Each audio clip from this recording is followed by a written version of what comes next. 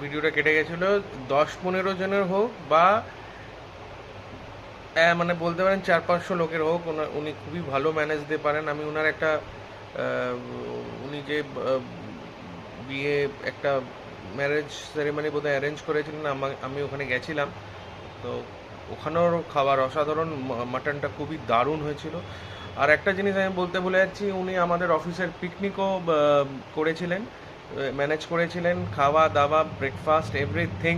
তো গতবার 2024-এ আমাদের পিকনিকে যা হ্যাপা হয়েছিল, সব জিনিস নষ্ট, ক্যাটারার ঠিক করে রান্না না পৌঁছাতে পেরেছে, না ওই রান্না করে দিয়ে যাওয়া যেরকম ছিল, বাট ইনি আমাদের যেখানে পিকনিক স্পট ওখানে রান্না করেছেন, ব্রেকফাস্ট গরমা গরম, মানে এভরিথিং এত সুন্দর ম্যানেজ হয়েছিল। সো দ্যাটস ওয়াই এই জিনিসটার জন্য আমি অরিত্র ক্যাটারার্সকে খুবই ধন্যবাদ জানাবো। আর এরকম ক্যাটারার্স যদি পেয়ে যাওয়া যায় যেখানে নো মাথা ব্যথা, only enjoy, so that's why আমি তো এটাই ফিডব্যাক দেবো কি টু গুড, এরকমই চালিয়ে যাও দীপক দা।